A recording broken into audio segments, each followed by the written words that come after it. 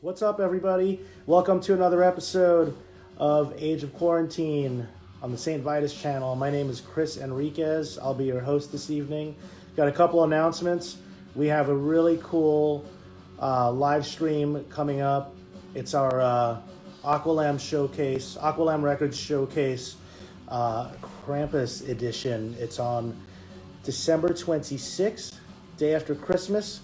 And it's going to be featuring Frail, who are freaking amazing, a band called Burning Tongue, who used to be called Blackest, and Zeb Gold, and our own Nathaniel Shannon and the Vanishing Twin. Check out socials to find out how you can tune in and check that out. And as well as the new merch store. If you go on the St. Vitus website, you'll see our new shop with a lot of new clothes and accessories and a lot of cool shit you can check out for the holidays. If you want to treat yourself, friends, family, loved ones, I'm sure everyone will appreciate some St. Vitus gear.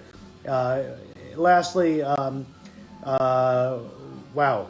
I need more coffee. I can't remember what I was going to say next.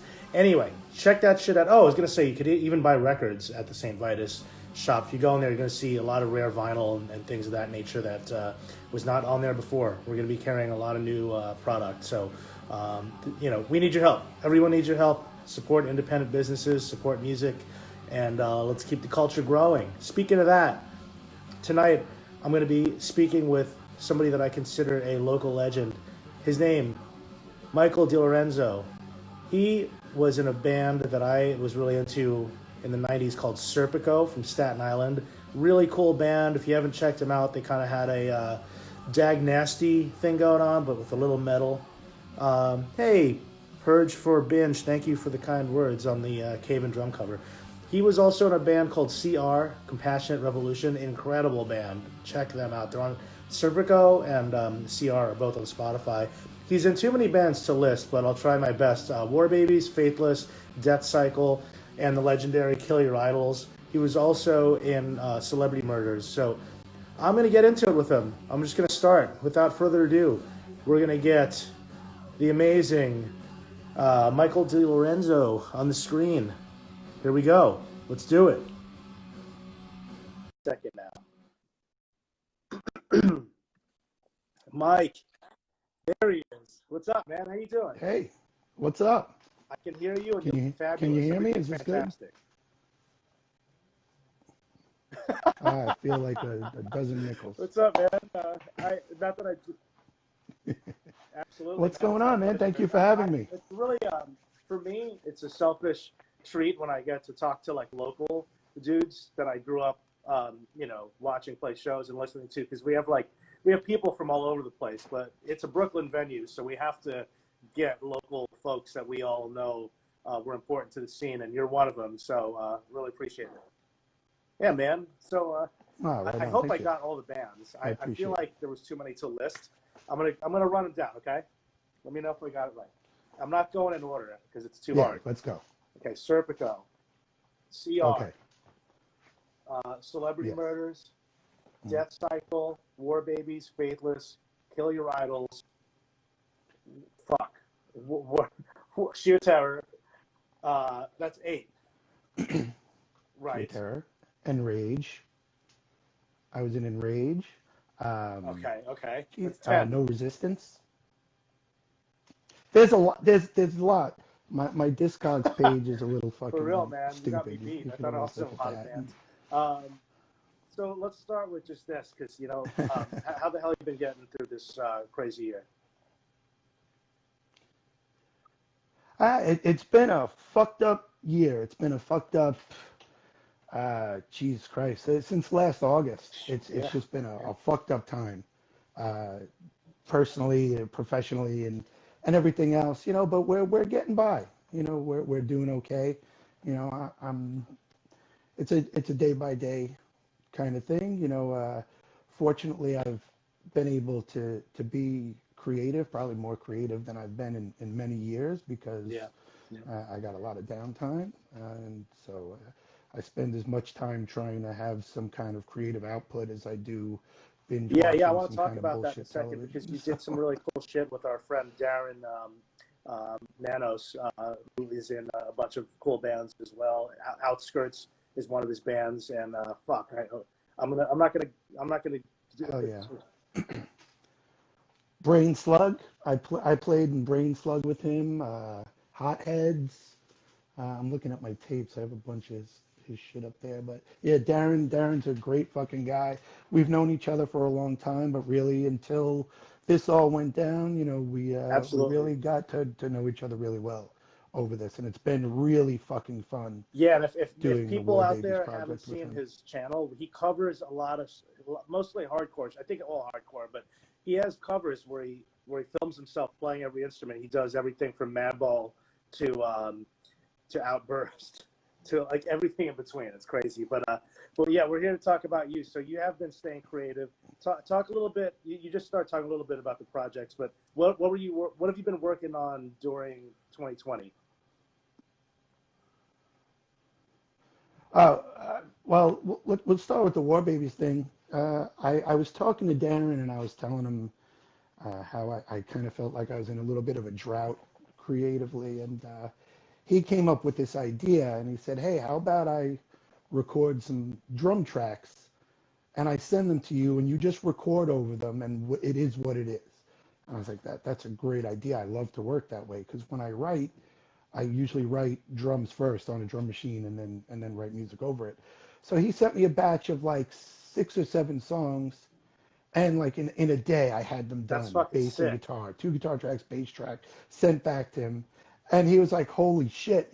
You know, I was staying up until like 2, 3 in the morning. Like he would send me these tracks, and I would just plug them into GarageBand and just sit up. And the funny thing is I don't know how to play any one of those songs I because kind I of know would what that's write all and about. then move It's on to probably the next strange for anyone one. to hear, but yeah, that's a thing. You know, so when we did videos for a couple of them, like I had to like relearn them. So that 7 songs turned into 11 songs, and that became the what we call the quarantine core demo.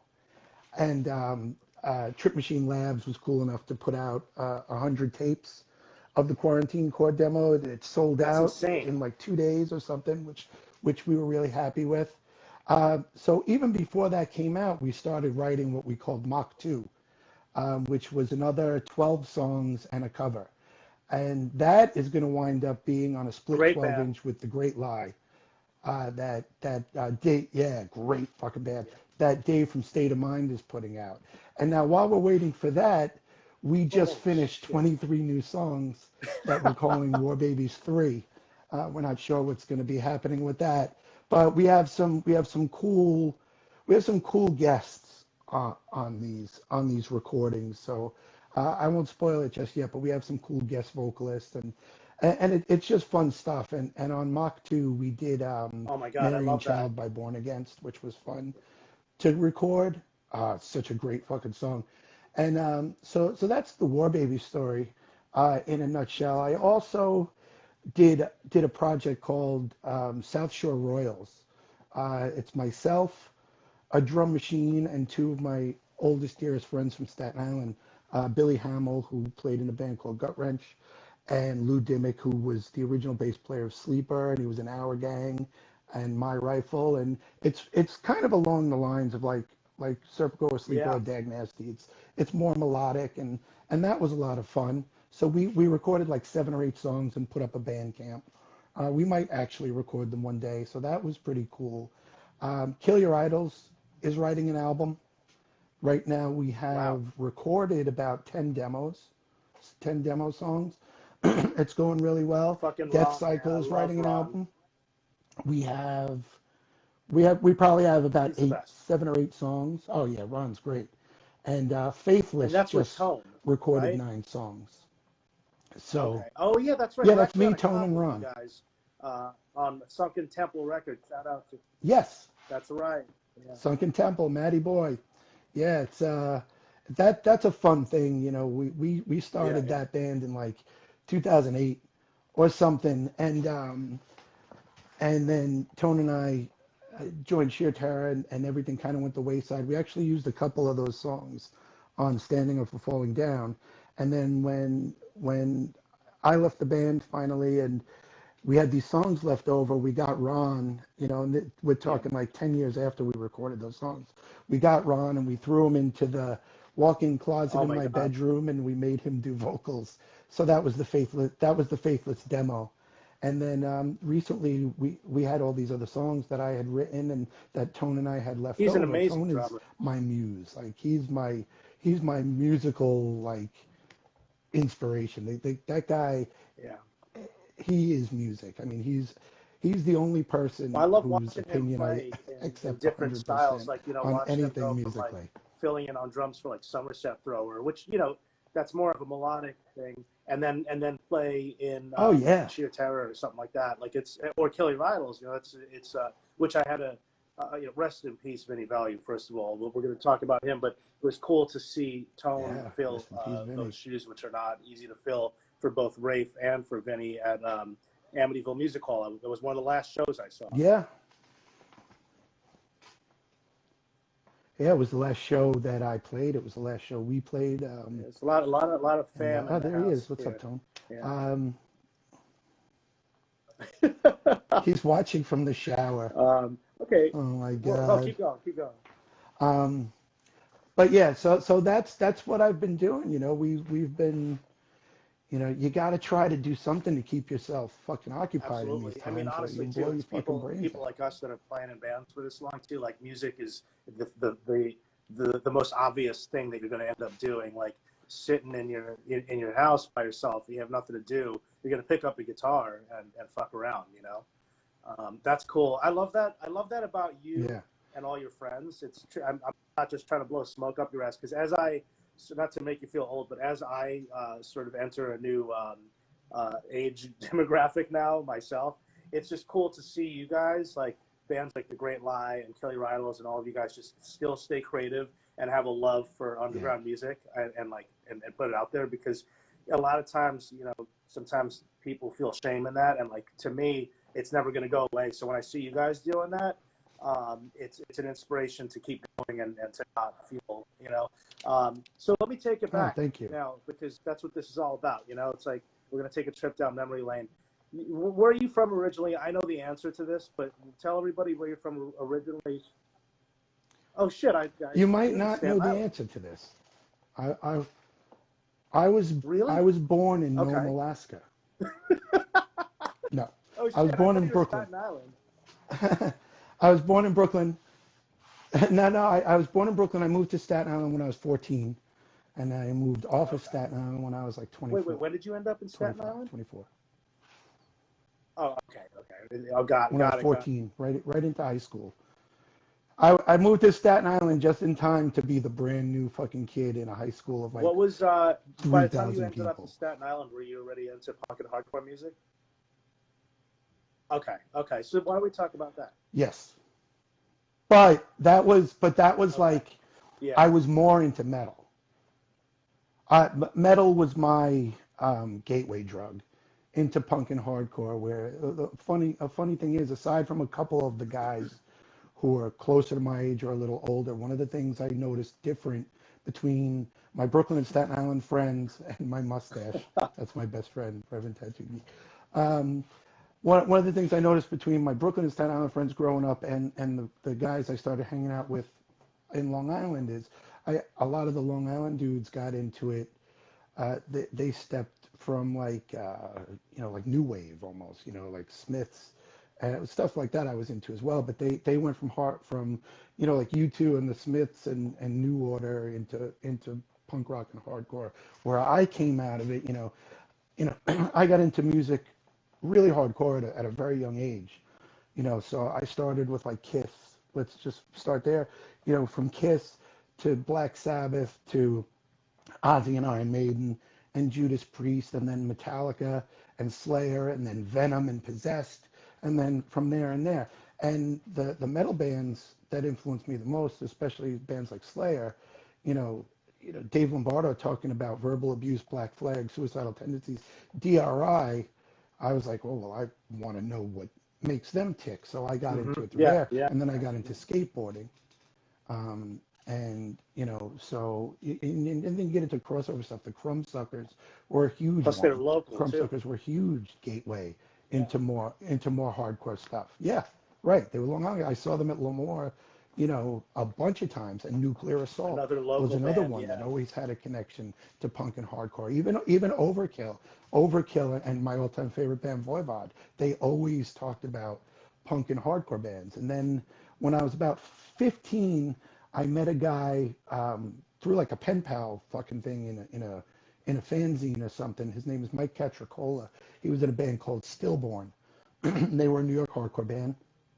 Um, uh, I think the guy who played drums for them or was filling in with them for a while was Jason, who was the original drummer of Yeah. Sheer Terror, or the guy who's on Just Can't Hate Enough, at least. And me and a couple of my friends took the bus from Staten Island to go watch them rehearse at some studio. And I remember I had long hair and a mustache and a DRI shirt, and Mike was a cool guy. He made me a cassette that had the Age of Quarrel demo. It had Victim in Pain, things like that. So that was like, oh man. And then my friend John Souza bought Cause for Alarm when it came So out you were a and brought fan it of to my Cause for house, Alarm, and it that was like, album? holy shit, Because I know for a you lot of know. people that was a tough one, because coming out of Yeah, Victim in Pain, that was a very sort of like, I was still very metal, yeah. and like Carnivore and Voivod were my favorite bands. So you know, there was no getting around that. So that's how I eventually got more and more into hardcore, and then you know, hardcore and Hey, punk, and then Mike, can I oi stop you and for a stuff like second? that. Can you hear me fine? Um, Do I? I don't know why yes, everyone's saying there's a delay. I can You're fine on perfectly. my end too. So I don't know. I just feel bad if anyone's dealing with any weird shit. Guys, if there's something wrong on there, it's not happening on our end. But you know, this whole thing's going to be posted up afterwards. And as much as I want you to stay with us, I don't think that when we get it up online, I don't think there's going to be a problem. But so I'm not really sure why there's a delay here for somebody. They're cheap fucks Yeah, are they're probably saying there's a stealing their neighbor's Wi-Fi. Get your own huh. Wi-Fi, you sons of That is bitches. so fucking strange. We're gonna keep it going though. I just don't know what to do about that. Yeah, I mean, as long as you can hear me, I don't know. Um, Weird, very weird. Yeah, Let me see if I have to like turn yeah. my volume down or something. I don't know. Okay. I'm telling you, it's these cheap motherfuckers stealing their neighbor's Wi-Fi. They ain't even on their own shit. They're plugging into fucking like a broadband line somewhere. Their mothers Oh my keeps God, picking up the Mike, phone tell and me knocking this them though. off or So some when shit. when did you start playing stringed instruments? You're a guitar player and a bass player. When and how did that happen? Okay. I, I was 11. Um, my father is a drummer, was a drummer, is a drummer. Um, and I always wanted to be a drummer because my father was a drummer. He was a very good drummer too. But we lived in apartments my whole life until we moved to Staten Island, so it wasn't something that was reasonable. My aunt had an acoustic guitar, a classical guitar, that whenever I would come out to Long Island, they were in Hicksville. I was fascinated with it, and I would play it. Now I'm left-handed, and I know this is a beef Artie Shepherd has with me because I sold out. But, you know, so I used to play this thing upside down. I didn't know what I was doing. P.S. Let's go back to Anthony Corallo, who is left-handed and plays guitar left-handed, but That's so upside down, but strange. completely upside down. He doesn't restring it. He plays actually upside down, and he plays it really well. Anyway, so my aunt gave me this guitar, and I went to guitar lessons at Maggio Music in Bensonhurst. And a couple of Hmm. people would know that. Justin Brannon would know that. Lee, his wife, would know that. Anyway, so I sat in the room for the first time with Joe, my instructor, and I had this right-handed guitar, and I had it left-handed, and the room was like this fucking big. So he was like, "This ain't happening, kid," and he flipped it around and taught me how to play right-handed, which I is one of the Yeah, greatest yeah. things anyone's ever done for me in my life because left-handed guitars look fucking weird and they're expensive. Sorry, Artie. Um, but so that's when I started playing, and then when I was in seventh grade, I got my first electric guitar. It was a Hondo Stratocaster, and this like tiny little amplifier. It was like a 3 watt amp, and then eventually I got like a 30 watt PV. And then when I was 14, my father bought me my first Kramer for Christmas. My first Kramer Focus. I wish I still had that guitar. A, those Back guitars then, go for a in a ton of lot of money, but thrash those are bands, fucking everyone was great using guitars. Kramers, right? A lot of people. Yeah, you had the fucking Floyd Rose, and you know it had all these little doohickeys on it that I still don't know what the fuck they did. Um, but then so a friend of mine, Don Cronin, who's still a friend of mine, I met him when I was a sophomore in high school.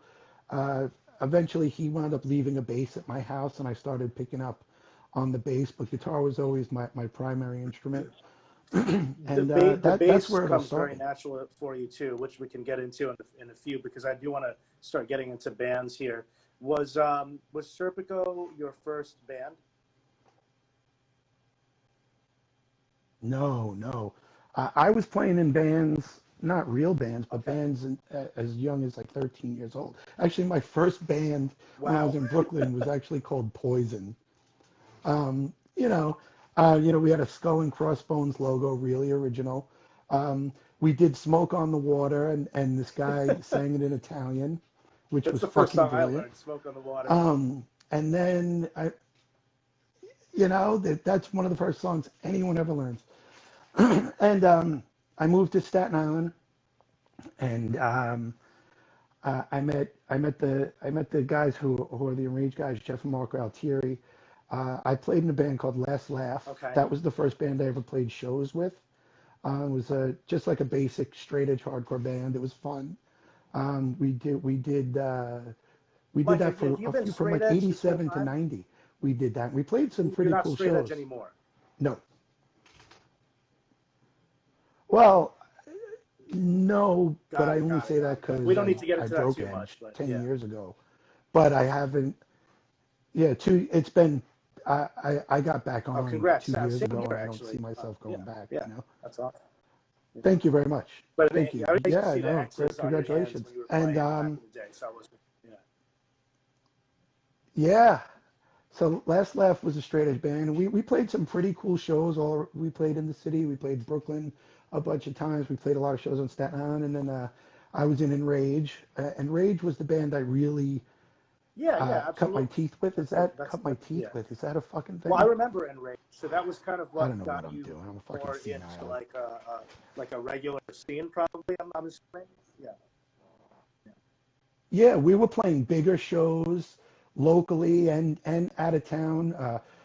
Mike Gibbons from Leeway had taken us under his wing, and Leeway did a bunch of stuff with us. And Biohazard had taken Mike, us was Enraged on on a that trip to New 516 comp, or England. am I And mistaken?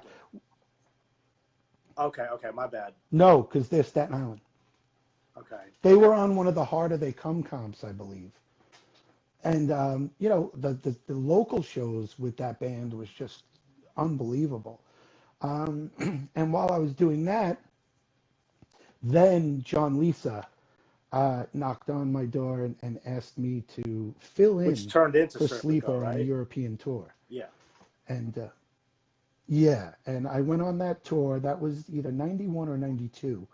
I went on that tour. It was 3 weeks, Are you kidding and I me? came home and I quit music forever because it was so tough. That tour was fucking crazy. Oh my God. We Oh, weren't I anybody, understand. so You we came weren't, home and you're it like, wasn't like "Fuck this." a sheer terror tour or Kill Your Idols tour where we were getting, yeah, I was like, this is terrible. I took 7 showers in 22 days, like, if even, you know, Yeah. but it was one of the, excuse me, best learning experiences of my life. Obviously, I did not quit music forever. And that's when I joined Sleeper, which I eventually first turned saw into you Serpico. play in Serpico, and one of the things that I thought that was interesting, I won't talk about my experience too much because we're here to talk about you, but like, I got lucky when I got into hardcore, at least in the sense of like seeing local hardcore shows, because it was diverse, and I saw bands like, I remember seeing Avail at the PWAC, and Garden Variety was opening up, so I started getting into like indie Hmm. stuff, which when we used that term back then, obviously like we're referring more to like Discord type shit, like Fugazi and Jawbox, and then Yeah. more aggressive hardcore, right? Shit like that. And when I saw Serpico, or when I heard Serpico, it had more indie leanings in a way with a little bit of metal. And then you were kind of like the guy in the Oh, yeah. band that looked different from the rest. You had X's on your hands, and you looked at more like a hardcore kid compared to the rest. Such a Right. cool band. I described it as dag nasty with a little bit of metal, with a little more metal. Yeah. Can you talk about that band Yeah, a I little could bit? see that. I could see that. That band was great. That band, John Lisa, no surprise to people who know me and the bands I've been in, is a lifelong hero of mine. He was very, very influential in me learning about DIY culture, in me learning about what became probably one of my biggest passions in music, which is, like the West Coast power violence scene, bands like Yeah. Infest and Crossed Out and Menace the Bastard. And even so, I was already into Napalm Death, but, he took my love of Napalm Death to a completely different level. People don't realize John is So interesting. like Yeah. super metal guy. He grew up a super metal guy, but he's also one of the best guitar players I've ever met or played with.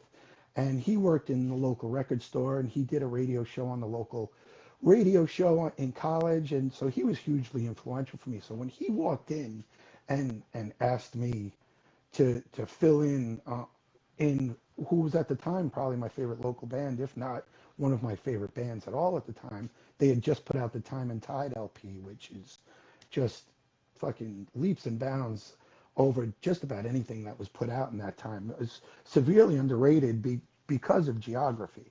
And that goes for a lot of bands from the island. Fucking, Enrage being one of them, Sleeper being the other one, you know, geography is what held them There was back a lot because, of good bands from no one Staten took Island. I mean, Staten you were Island in two of seriously. them, CR and Serpico, but then there was Fallacy was another good one. I remember. What was your favorite Yeah. Serpico record? Mine was Feel Bad Rainbow. I know a lot of people that love Rumble as well, but Feel Bad Rainbow was my shit. My favorite Serpico record is Time and Tide that I'm not on, but my favorite that I played on is Rumble because I feel Natalie Wood's Pool Party. Holy shit, that was one of John Lisa's bands as well with Nick Diak. Um, uh, Rumble, I don't think I'll ever be as good a guitar player as I was on Rumble. It was just like my chops were there. Having to keep up with John Lisa just kind of made you really have to step it up. Um, Yeah, Feel that's an Bad Rainbow has some of my unbelievable favorite record. songs, but that was a miserable recording experience. So I kind of have that attached to it. The guy who produced this record, and I don't know where we got this guy from, but just imagine like Mike Myers. I don't Mike know if he's Myers is Wayne or Wayne. Garth. Is he Wayne? Just just imagine Wayne, but like 60, right? He had like this wig. He had like this helmet wig, and he came to see us rehearse, and we gave him a bunch of records. We gave him like Can I Say and Nevermind and things like that, and we were like, this is what Wow. we want to be sonically. And if you listen to that record sonically, to me, Nevermind is the best Agreed. sounding record Yeah. ever Yeah. recorded. So that was a big one for me. And Can I Say, as far as the guitar sound and stuff like that. Um, but the levels and the mastering and the sound and even the sequencing is just off on that record. We recorded that Mm. record. The vocals took 30 hours Wow. to That's do on fucking. that That record. was before Uh, John Lisa Obviously, was I mean the singing. He wasn't harmonies on singing. It that was. record. Well, Johnny Apples was the singer on the original Right. singles and Time and Tide, which is the first record. Johnny Apples left, then John Lisa sang on Preparing Today, which is the first full-length record I ever recorded. There's TJ Quattrone has a lot of that recording session on video. We did that with Bill and Bill From and Bill the Stevenson and Descendants. Steph Yeah. No Aguilar big deal. in TJ's house. Yeah, so that So that was like, sick. so it was no pressure. Um, and then Johnny Apples came back and recorded Feel Bad Rainbow, and then he quit again. Um, and John Lisa did the Oh vocals my God. on Rumble. So yeah, and we had a cast of characters, in and out of that band, but all the musicians that played in Serpico Definitely, were the just drummer like was good. top-notch musicians. Like I always felt like the fucking the pebble under the skateboard wheel in that band. I But could talk they about that liked band me forever and they because kept me. So as much as I love all your bands, that was probably my favorite band that you were in, like the big one for me. So then that band breaks up. thank you. I'm assuming like when you're Well, I left in '96 after that last European tour I did with them. We did like an 8-week tour, and it was a great tour. But at that point, I felt I was kind of, right, Mike Pebbles. I kind of felt that I was on to the next, and I didn't want to hold them back. So they got a great guitar player named Greg Swanson to take over for me, and he recorded an EP with them and stuff. But I was in like, I started right, Bricks and I started right, fucking CR A, man. during that time in '94, '95, and that was kind of coinciding with Serpico. And even though Serpico was doing a lot more touring and stuff, I was just in CR mode. Like that, those were like no lack of love for the Serpico guys, especially I not want to talk John about Lisa, but CR. that was my Yeah. clique right there. Me and Bricks and Elway and Grover, we went to the studio one day and I played Popeye. And I remember Elway being like, okay, what's next? I'm like, that's the song. And they were like, what? I'm like, that's the song. So I made them all a tape. I made them all the same tape. It had the Dirty Rotten LP. It had the Infest Slave. It had Drop Dead, and it had Siege on it. That's And I was amazing. like, this is what we sound like. And we just got on. Grover was already pretty heavily into that kind of stuff. He was always a big Grover was Man bass is the player, Bastard right? guy. And Who's we Bricks got and to I were mention living who is in together. the amazing, Yes. amazing, amazing Budos band. It sounds nothing like CR, but I mean, everybody here Yeah. needs to know what that is. If you don't already, I mean, And he's also in Python, which I fucking love. He's one of the great, only one of the best people I've ever known to this day, of one of my dearest friends, but he is just a well, let me just say musical this: fucking psycho wizard. Yes, Elway, the CR essential tape for all is CR members. most of my That's what I friends wrote when on the they talk label. about your bands, their favorite band that you ever were in is CR. That's what people. That's a lot of people I know. So Ralph is on here Wow. talking about it. Let's give some shout outs really quick. Yeah, Ralph is really big into CR. We got Jeremy from No Echo and Super Touch, who is in Louisville, and he's a Miracle Drug. Very excited about CR. Miracle Drug. Hey Lisa, what's up in DC? If I have time, we're gonna talk about some vegan stuff. I got a vegan question for him at the end. We love you. Lisa, we miss you, So Lisa. CR happens, and like I saw CR once at the PWAC, and I remember like you guys had a million songs on a record that would just go. So can you talk to me? Like obviously like I'm assuming you're coming more on the like Born Against and Power Violence stuff like that. I'm guessing that's kind of the angle there. Oh yeah, I mean, CR was like I said, the tape that I made for the guys, bands like Siege and Drop Dead and Infest and early DRI.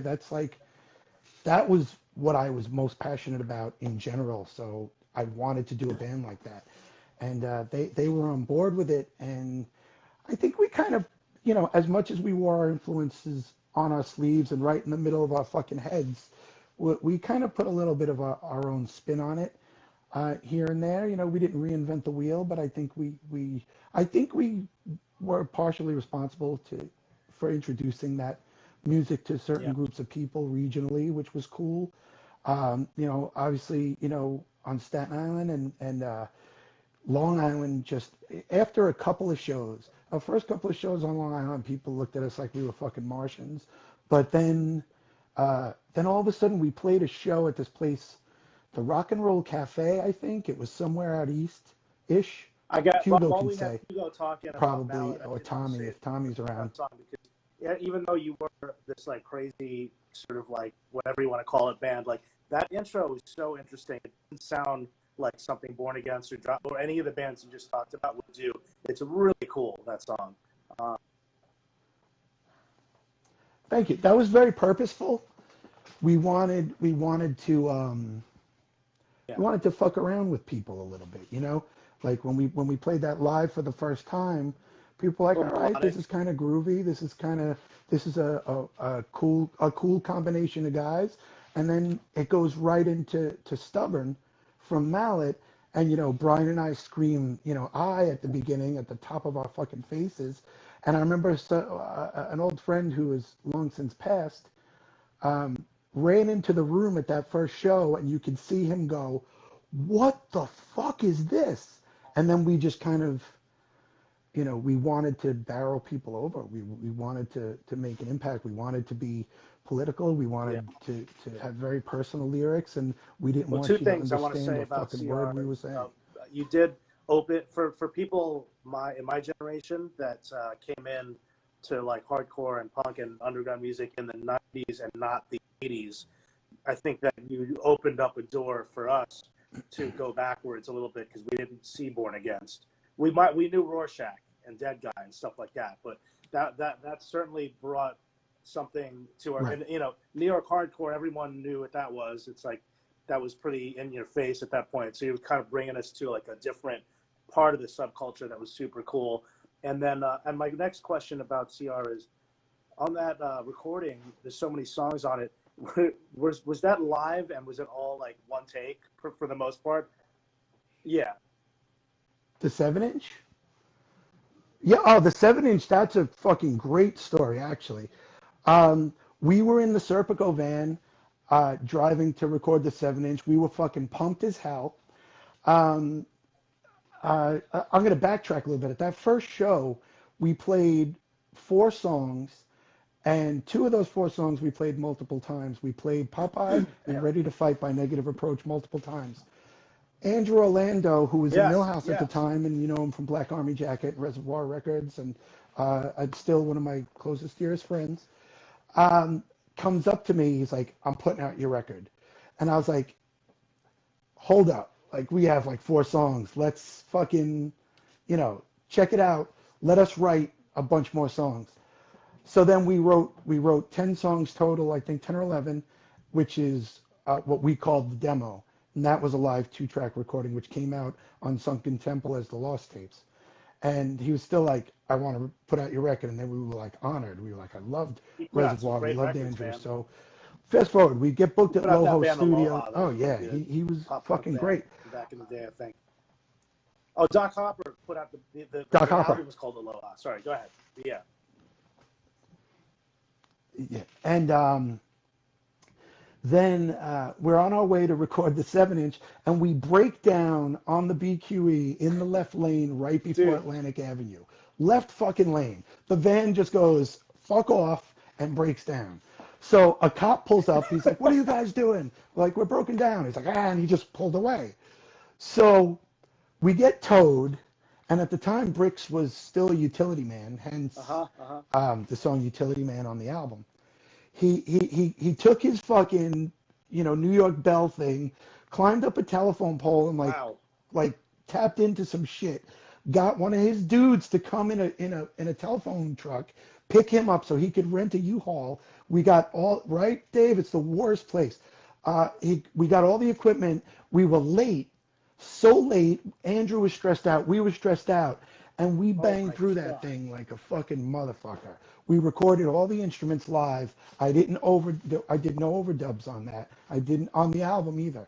I at the time I was very against doing multiple guitar tracks because I didn't think I could match it because of how fast we were playing, and I thought it would sound like shit. And 2, I always wanted to be able to do live that you're doing what like I did in the super studio. punk rock style. You're not like, oh, let's overdub this and fucking that's no good. Let's do it. It's you keeping the raw energy. Yeah. And then we did the music, and then Bricks stripped naked and did the vocals. Then we did the backing vocals. That is unbelievable. And then that was the 7-inch. It's so cool to The 7-inch and the kind of, flexi. Hear stories like that and keep that in mind when you're listening back because But I think that breakdown is very responsible for the energy on that record because we had such a sense of urgency. We were like, we're late. we need to. I'm a logistics guy by trade, and I've always been. I'm like, we're late. Oh my God, I can't take this. And you know, if Elway is still around, he can probably quantify that That story is because insane. it was Mike, fucking this whole wild. thing It goes was by absolutely really wild. quick when you're having a good time. We have 20 minutes left, so I'm going to try to breeze through because I don't want to miss anything. There's a lot more I want to talk about. All right. CR. Yeah, whatever you want to do. If you want to No, of extend, if you course. have time, I It could do kicks you that off and we too. can But start over whatever you again want to if do. we need to. But Okay. Elway, Spanish well, for the way. so Okay. was Celebrity Murders next up on the list? Or am I missing something? Oh shit! No. Yo, Prom King with Prom Brian King was Meehan. next. That's Me, right. Brian Meehan, Ben Knight, I Dan saw you Crowell, guys. Yes, and Chris Prom Russo. King. We have no real recorded output. We did an NYU recording, which was fun, but no one seems to have that. And then I have one rehearsal tape, and we played a bunch of shows. That was a lot of fun. That was us trying to combine all of our influences, like fucking, like we wanted to be Drive Like Jehu The meets Jehu thing I fucking remember because I Infest. was I don't really know into how Drive that Like makes Jehu, and sense, it was but like anything with Brian Meehan at that time had like that kind of vibe going on, which was cool. Bone Tempe, holy shit. Oh, good I'm not question. Let's fucking not with that finish Bone on CR Tempe here. shit. So Ralph wants to know why did CR end? Oh man, without opening any wounds that took a long time to close, um, it was the unstoppable force and the immovable object not being able to see eye to eye on a couple of things, and it was stupid, and we broke up, and We it's don't have to one of get my too biggest into regrets. that stuff, but I'm glad that Sunken Temple put out some shit that people are buying and that it's on Spotify for everybody to still like relive all that stuff. You know what I mean? Yeah, man, I can't believe, to be honest, that people still fuck with that, and it makes me really proud, you know. We were around for a short time, and we seem to have had a certain amount of impact on a certain group of people, and it means the world to me. I know the other Was guys, it means the so a world to good them as question well. from John. What's up, John? Me. Who was the band that opened up for Millhouse at this Lindenhurst Civic Center in 1997? Oh, was that the? Can I guess? Was it a band called the Black People? Maybe. It was. What's that all Yeah. about? Okay, we'll won't talk about Next, that was our attempt at it. Dude, Gothic it's like Joy I Division saw all Sisters of these. I Mercy was at that culture. show. I saw a lot of these bands, and I think I just like forget that you actually tried a lot of different things, like of different styles. It's just so fucking rad. I love that. Yeah, And it's all and it was the you and your same friends. like nine of us, Um, you know, which was fun. But so Prom King was then. I'm moving that one along. Um, and then after Prom King was yes, you I did. did some You did time the in reunion Millhouse. show with Silent I Majority. did, That was sick. Um, it was yeah. Celebrity Murder is something we should get into because that's already from Millhouse, and wasn't somebody in the band for Most Precious Blood as well? Or am I making that up? Yeah, right. That Oh was yeah, a Sean. notable band. Sean. Celebrity Murders. Celebrity Murders had a couple of incarnations. Celebrity Murders started. I lived in St. Louis for a few years, and Artie had moved away at the same time to Baltimore, and then we both moved back to New York at the same time. And we had actually started Celebrity Murders in the late '90s. It was me, Chris Russo, Jim Conaboy, and Artie, and we wrote a couple of songs, and then Artie and I fucked off and disappeared from the planet for a few years and came back. And when we came back, I didn't play in a band the whole time I was away, but I wrote a lot of music, and I was sending it to He's Artie so amazing, man. regularly. Fucking Um, just like punk as fuck. Like I don't care if you have like fucking a million tattoos and piercings and a fucking mohawk. Like no one is more punk than Artie Philly, hands down. It's unless it's like Gigi Allen. Yeah, yeah, yeah, one of the best frontmen of all time. hands down one of the best frontmen of all time. Um, so then I came back, he came back, we started the band. It was me, Artie, Dan Crowell from Black Army Oh Jacket yeah. and Hail Mary and Half Man, and Chris Russo, who was in Those of Us and Black Army Jacket. We recorded a demo. We were very happy with the way it came out. And Brian then Meehan. we Yeah. asked Brian to be in the band, Brian Meehan, and then we were a five-piece. And then Dan left the band to be in Matt Pond's PA, But yeah. Matt Pond he was which is huge some at the like indie time. rock Was thing, I pretty guess. big at the time. Yeah. Yeah. Yeah. And so we asked Elway to play drums, and That he was another said good yes. He band. was doing Murdoch at the time as well. And I would go and jam with Elway and Sean McCann from Murdoch and Most Precious Blood and a million other Staten Island bands would would always be there. So he kind of would start help writing songs. So by default, he kind of slipped into the band. And I started writing Time to Kill Space with Dan Crowell, and finished it with Brian and Sean and Elway. And Celebrity Murders is probably It's a great band. You my keep favorite band I've ever been in. Not to take any love away from the other bands, but there was just something about that band. When we were together, someone had told me once, like, I think the quote was, "What the fuck is wrong with you guys? Well, You're like a pack that's of what makes hyenas when you're yeah. together." That's what And makes all you we just guys fed off each other. like continue to like regroup in different incarnations under different projects, which I was mentioning earlier. Is super cool. Like you all like you're gonna make your best music with people you have history with, and when you're familiar with like somebody's approach, right? So I think that is why everything works so well. It's an extension of Millhouse in a Yeah. way. Um, so Yeah. Celebrity Murders I wish was on streaming. That's a bummer. I know there was vinyl out. I'll make that happen. I'll talk to my buddy Chris, who does Trip Machine Labs, has been very, very helpful with me getting some stuff. He got all the CR stuff up. He got all the War Baby stuff up, and we've been talking about some other stuff. He's a busy guy, so Okay, I don't want that's to great burden him with news. something, but we'll get that on streaming. There's a couple of things. I want to get the demo up there. I want to get the album. We have some other stuff. We have a live at Oh, there he CBGB is. set that Working came on it, out great. everybody. There he Okay. is, Chris. Yeah, so I'd like to get a bunch of that stuff up there for mass consumption. The live set in particular, because Artie's Oh, stand-up his comedy stage is banter is unmatched. yeah. During a live set, he there was one show that Millhouse played at the Rock Palace on Staten Island.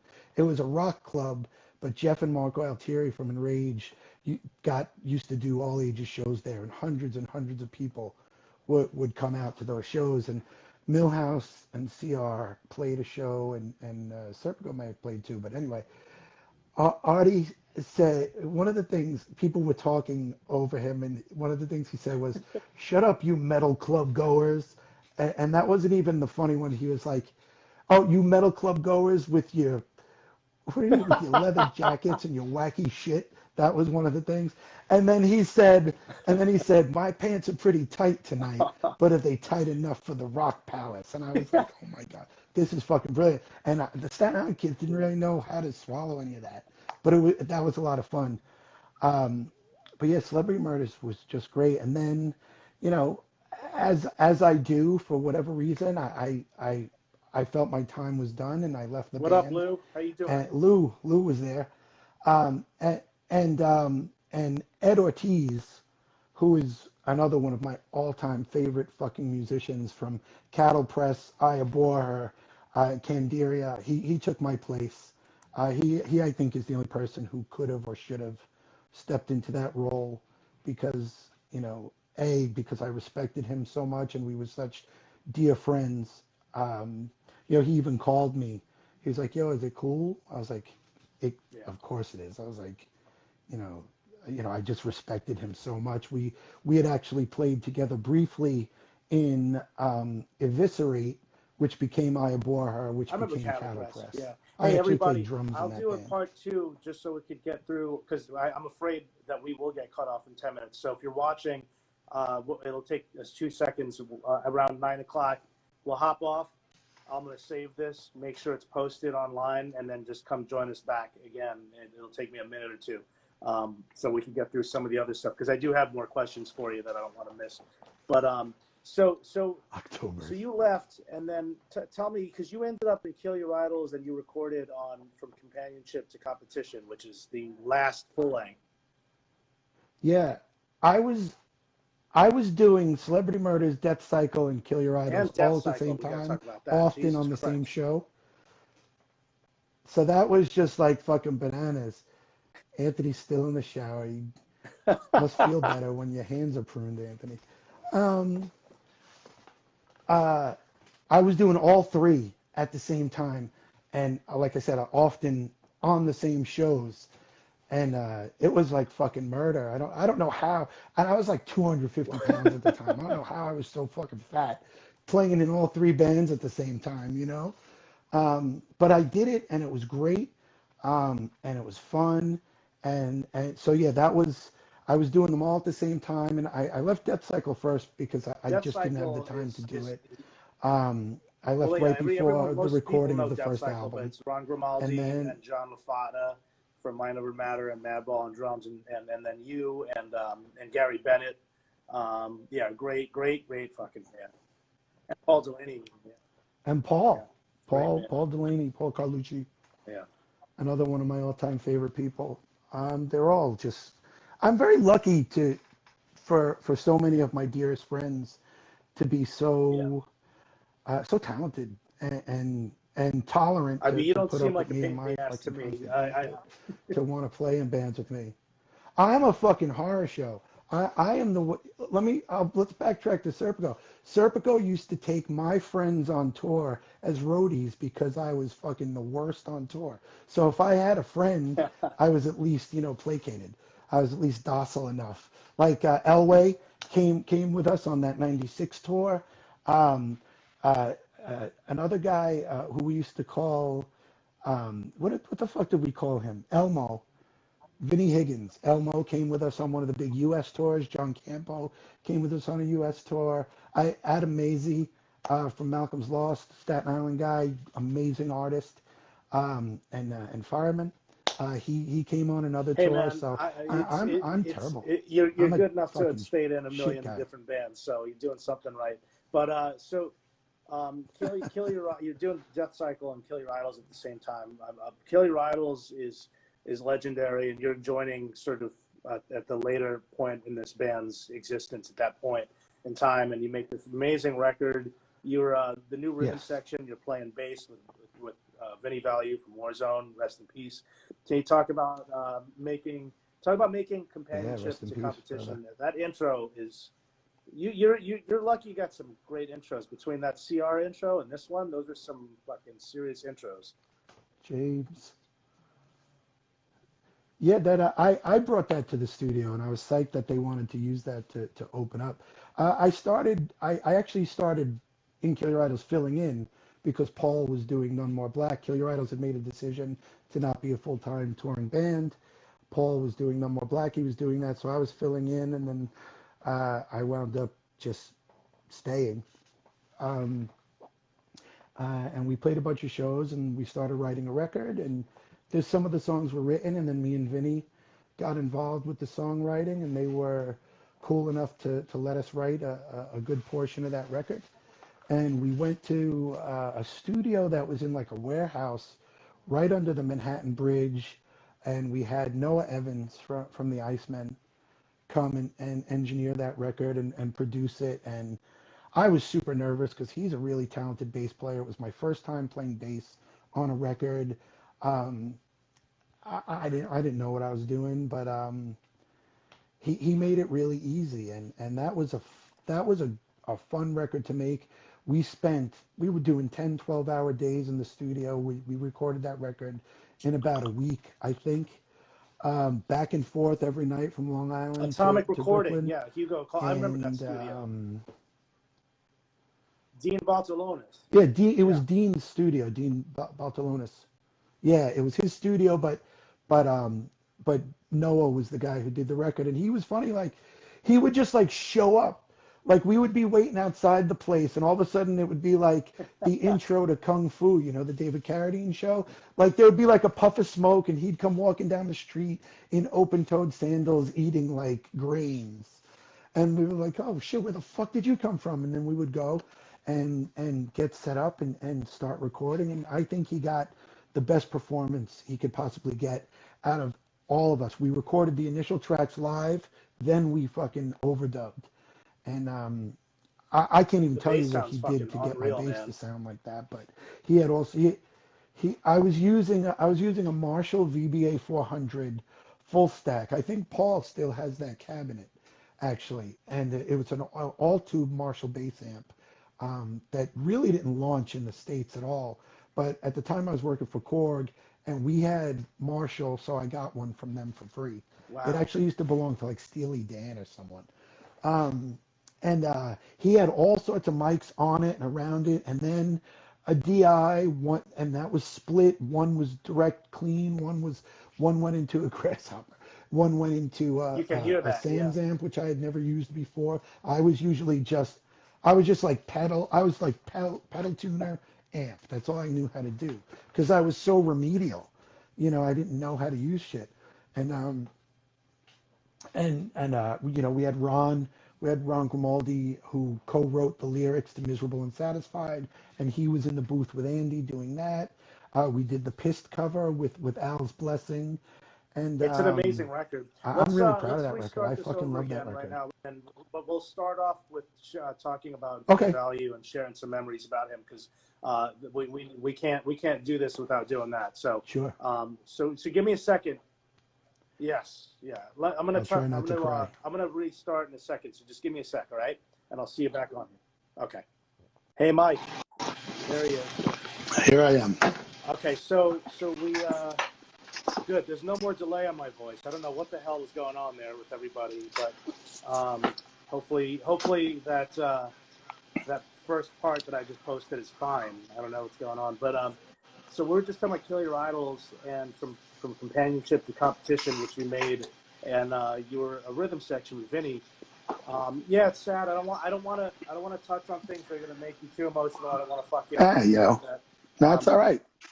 What's sad He though. I'm just going deserves to it. say really quick is that about a week before that took place, I actually saw him, and he was going to be on this show. Oh, actually, no, he was going to be on a drumming podcast that I wanted Right him on, on. and he said he would be on it, and then that happened. So I was shocked, and I was absolutely heartbroken by that. I saw him at Amityville Music Hall at a Crown of Thorns show, and Right. he was like, hell yeah, let's do it, and and that happened. So Yeah, there's some great pictures from that show of him.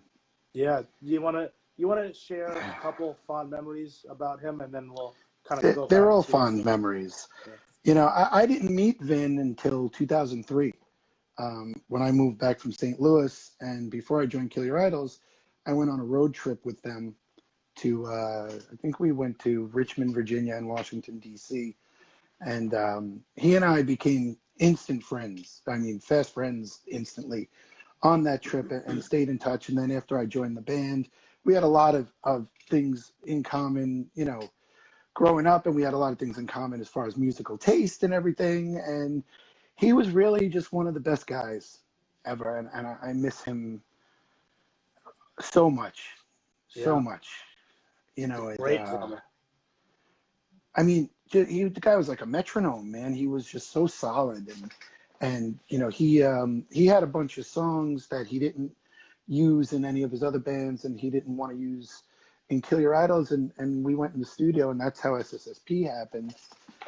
And the guy from Koi Records loved us and just kept putting out records for us. And that was a fun project, and we were set to record another record before he left us. And I Yeah. have some demos of those songs with vocals that he recorded into his phone. Oh, so And he sang on a couple songs. He was going to sing on a couple songs. yeah, and I listen to them now, and I hear a guy on those recordings that was in a lot of pain, and Yeah, it's that's tough, it's just man. very hurtful. you know, I not a day goes by without me thinking about him, and you know, I still cry Yeah. missing the guy, you know, It's and yeah, yeah. it's hard, you know. It's how do you, he was such a big part of so many people's lives that when he left us, I mean, it was like the shock felt around the world, literally. You Also know, very unexpected. You know, I didn't know him as well yeah, as you guys did, but like it was definitely like, whoa, what? You know, because a lot of us had just seen him. You know, but that is a yeah, drummer that I've seen from Gray Area, and then like I didn't. I saw him in Warzone actually a few times, and in the Gray Area played a show with them, and then I saw the Warzone, the Rabies tributes, which were just a treat, and then a bunch of Killer Idol shows. But yeah, man, fuck. yeah. Um, He was a creative force. He was a songwriter. He was a lyric writer. He was an incredible drummer. He was an idea man. He was one of the most loyal friends you could ever ask to have. He was one of the funniest motherfuckers ever. Um, and he was one of the best friends I've ever had in my life. And I will never, I don't think I'll ever get over yeah, Vinny no, leaving us, well, because it still feels the way it did the day I found out. And that fuck, man. sucks. Those memories you'll always have in the music, which is great, and that you have Yeah. that those intimate tapes that you were just talking about, which is fucking rad. And I'm sure it's not easy to continue, but I'm glad that that Tone was there to step in when you guys played at Revolution, where I saw Yeah. you. Yeah, Absolutely. If it wasn't Tone, it couldn't be anybody. It yeah, was a hard thing to it was a hard decision to make because of who Vinny is to us and who Vinny was to Kill Your Idols. To decide to continue, you know, and yeah. it couldn't be anyone else but Anthony. And he's been around us for so long that He's it just amazing. came Yeah, as second nature to him, and he really fucking brought it home at that show. And he you know absolutely when did. when Andy did his speech before our set, I wasn't facing the crowd, and I was bawling my face off, and Yeah. you know like there's a video somewhere on YouTube we saw playing, and I just keep like my nose around wiping snot all over Oh myself. no! Holy shit. God But damn. that show, that was for him, and everything we do from here on out will always be for him. It was very And special. Yeah. it was very important to be able to do that show on Long Island in front of all of those people, because everyone in that room was touched by him at one point or another. Absolutely. And we're still all touched by him every single fucking day. And we talk about it within our inner circle a lot. Yeah. It's I had a dream about him a night or two ago, and it's happy, but it's awful at the same time, Yeah. because Yeah. I can't just call him. I can't. I'll never take his number out of my phone. I still have missed calls from him. Yeah. That's the tough thing when you look at those texts or missed phone call or things like that, and you're just like, what the hell? They're not here. I was just Yeah, watching. I was going into like this crazy YouTube hole last night. I was watching Persistence Tour, Agnostic Front, Gorilla Biscuits, and I must have been right around that time that had that news had unfortunately come yeah. out, and They did as one, right? they did, but then AF did Blitzkrieg Bop, and a bunch of people came out and sang, and Ah, man. they sent a shout out to Vinny on stage, and it was in like a European country, which is Yeah. cool, I'm telling you, that is the ripple that excuse me, I did it right before I fucking came up. That's couscous and Beyond Burgers. That was the ripple that shook the world. Literally, we friends from all over the world. No one had a fucking foul thing to say about the guy because there was nothing foul to say about Sure, sure. Yeah. Well, him. And I will never not love him like a brother, and I will never not miss him. rest in peace, Vinny Value, man. Rest And in peace, my brother. I cannot wait to see what Killy Rydles is going to put out with Tone as you continue on the journey. You know what I mean? Let's take a break from the band stuff for a second because I know that was tough. Let's get into something a little more interesting, and then we'll bring it back to the band stuff and do some shout outs and all Harry that. Potter? Are we going to talk about Harry Potter? Is that what? No, this is what we're gonna do. Oh, Top three vegan spots in New York City and why? oh shit. Well, first of all, rest in peace to food swings, memes, and all. Yeah. Freedom fucking was the pioneer of the fast food, junk food, vegan revolution. It really was. Yeah. You're talking about food swings was, right? Yeah. Yeah, absolutely. So New York City. Let's go with Champs. All Yeah. right. We'll do Champs. We'll do what's Issa's place, Modern Love. Oh yeah, it's a good place in Manhattan. Modern Love. Yeah. No, it's in Brooklyn. Oh, that It's is in Brooklyn. It's like right by where Paul and Joe Garambone live. Great fucking joint. What's another fucking? There's one I'm hoping you're gonna say. I'm not gonna say it. I know you love it, and I don't, so I'm not gonna say it. Oh, you don't? Damn. I actually hate it. I've only been once. Ah, man, I wish Paul was here. What's that fucking joint where we went before the Deathcycle show, Poison Idea? Ah, fuck. Well, that place too. So right now we got Modern Love and Champs, and we got room for one more here. I mean, you got to big up, even though it's not. Well, we'll use the vegan one, the all vegan Three Brothers in Copeg on Long Island. I have not checked that out. I didn't know. It's fucking so fucking good. I really like. Holy shit! There's you ever check out Soul Sips in Williamsburg? No. That's a new one. They have like breaded. They do similar thing to Toad, which I know you don't like, but like they do like the. You guessed it. What's that? What was? You guessed it. That's the one I don't like. Oh, that's the one you don't like. I know. I love Toad. that. Yeah. You know what? There's that other place. I don't know if they're still around. There's like a Pan-Asian joint called Amitwofo or something. Amitufo. I've seen that on my Seamless pop up. Yeah. Yeah, what you're talking about.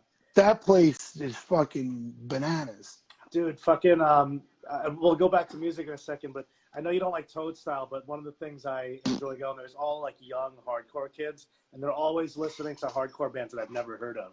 So I end up being this like old guy out of place that's like, what's this? Hatebreed? And they just laugh at me all the time. Yeah, no, I went in there once and they were playing some really shit music and the food was underwhelming. And we went there because the Champs line was too long.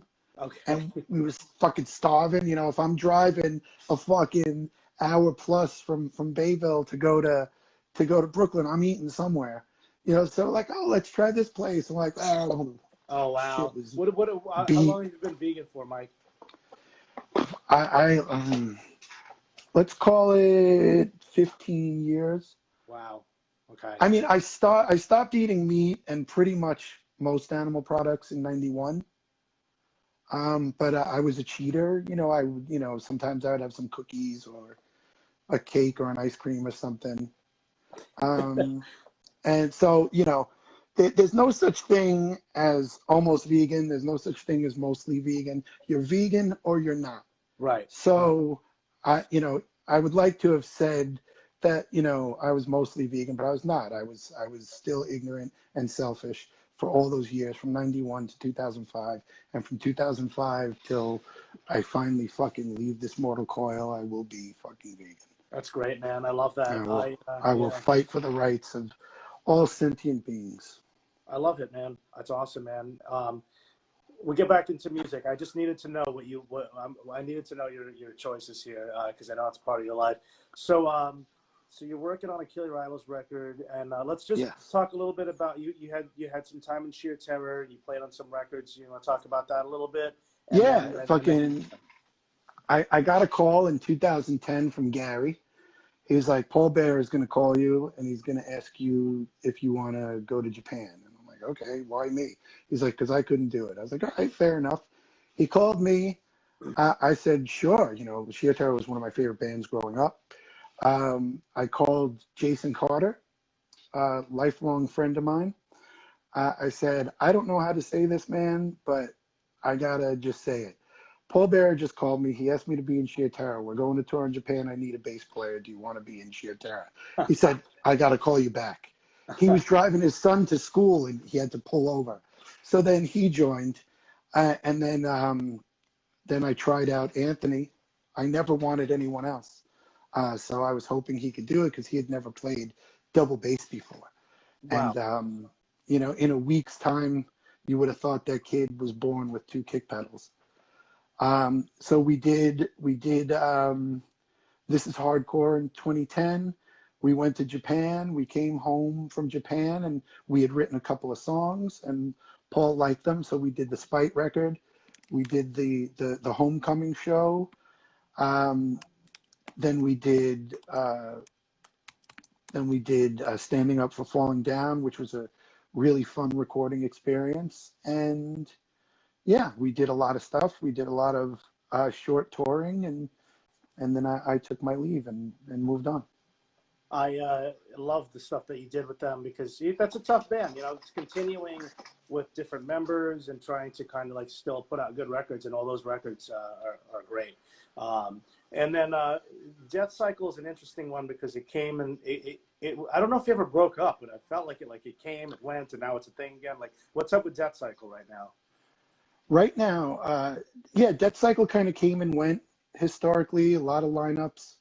The main lineup has been, you know, LaFada, Paul, Ron, and Gary with different, you know, I've played bass in that band. I've played second guitar in that band. I wrote a couple songs on the first record. But, you know, yeah, it came and went. It came and again, Tone was in for a while. I remember. Tone is the youngest, oldest man I know. I remember meeting him when he was a teenager, man. That's yeah, so man. crazy. He was like 13 when I met him. Yeah, same.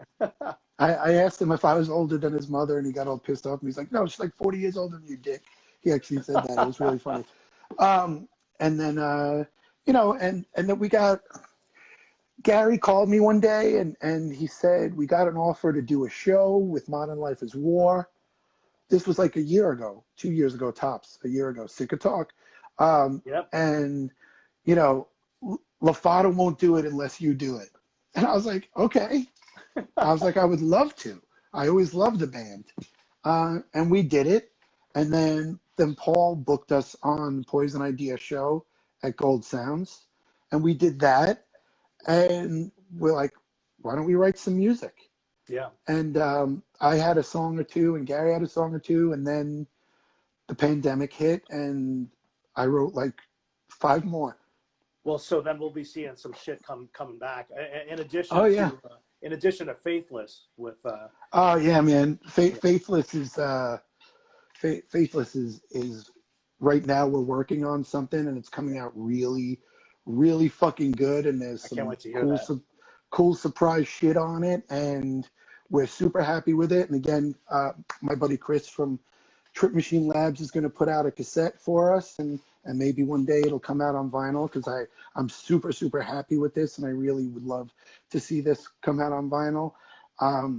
We did 9 songs. One song that won't be on that cassette is on the comp that Maddie from Sunken Temple is doing, that you guys are on, and a bunch of other bands are on. Hajaza is on it from Staten Island, and fucking Edgar. I know, they're bringing back Tetsuo, I think. Still Suit. Fucking Still Suit. Yo, can we just take a minute to talk about Green Spock Years? Yo, Still Suit is like, yeah. Well, Still Suit is one of my all-time favorite bands, period, not just from New York. Orlando and Manny are just fucking ridiculous. I love Manny.